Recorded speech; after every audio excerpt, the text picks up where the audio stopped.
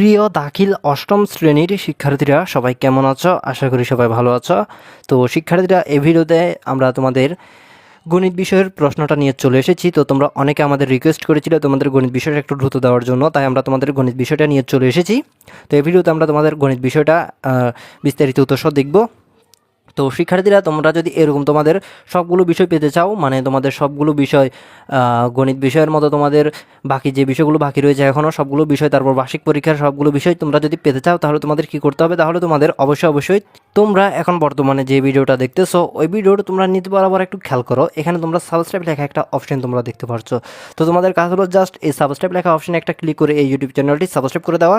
তো তোমরা যারা এই বাটনে ক্লিক করে ইউটিউব চ্যানেলটি সাবস্ক্রাইব করবে, তারা কিন্তু তোমাদের পরবর্তী বিষয়গুলো পাবে। আর তোমরা যারা এখানে ক্লিক করবে না, তারা কিন্তু পরবর্তী বিষয়গুলো নাও পেতে পারো, মানে পাবে না। আর তোমাদের যাদের আগে থেকে এখানে ক্লিক করা আছে, মানে এরকম বেল আইকনটি এরকম দেখাচ্ছে, তাদের আর কিছু করা লাগবে না, তারা অটোমেটিকলি পরের বিষয়গুলো পেয়ে যাবে। আর যাদের এখানে ক্লিক করা নেই, তারা কিন্তু পরবর্তী বিষয়গুলো পাবে না। আশা করি বুঝতে পেরেছ। তো শিক্ষার্থীরা, এখন আমরা তোমাদের অর্ধবার্ষিক পরীক্ষার এই প্রশ্নটা দেখবো। এখানে আমরা দেখতে পাচ্ছি অর্ধবার্ষিক পরীক্ষা 2026 দাখিল অষ্টম শ্রেণী বিষয় গণিত। তো এখানে আমরা কি দেখতে পাচ্ছি? বিষয় গণিত। তো তোমাদের গণিত বিষয় 30 + 50 + 20 মানে 100 নম্বরের হয়। 30 নম্বরের এমসিকিউ প্রশ্ন, 50 নম্বরের সৃজনশীল প্রশ্ন এবং 20 নম্বরের সংক্ষিপ্ত প্রশ্ন, মোট হলো 100 নম্বর। তো এখন আমরা প্রথমে তোমাদের 30 নম্বরের এমসিকিউ প্রশ্নগুলো আগে উত্তর দেখি।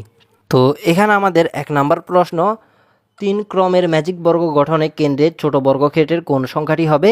তো এখানে 1 নম্বর প্রশ্নটার উত্তর হবে গ 5। তারপর 2 নম্বর প্রশ্ন, 29-এর দুটি বর্গের সমষ্টি রূপ প্রকাশিত রূপ কোনটি? তো এখানে আমাদের 2 নম্বর প্রশ্নটার উত্তর হবে গ 2² + 5²।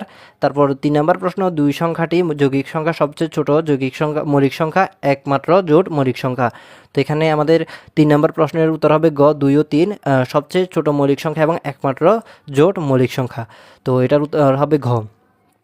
এরপর 4 নম্বর প্রশ্ন, বার্ষিক 7% হার মুনাফায় সরল মুনাফায় 1400 টাকা 3 বছরের সরল মুনাফা কত? তো এখানে 4 নম্বর প্রশ্ন, এটার উত্তর হবে ক 294 টাকা। এরপর 5 নম্বর, মুনাফা বা ক্ষতি নিচের কোনটির উপর নির্ভর করে? তো এখানে 5 নম্বর প্রশ্ন, এটার উত্তর হবে ক ক্রয় মূল্য।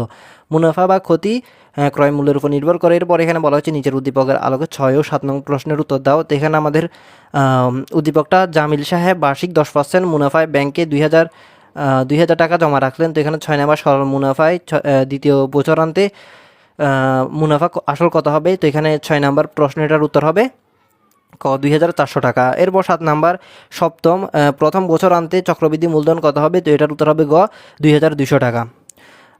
তো 4 নম্বর প্রশ্ন 7 নম্বর প্রশ্নের উত্তর হবে গ 2200 টাকা।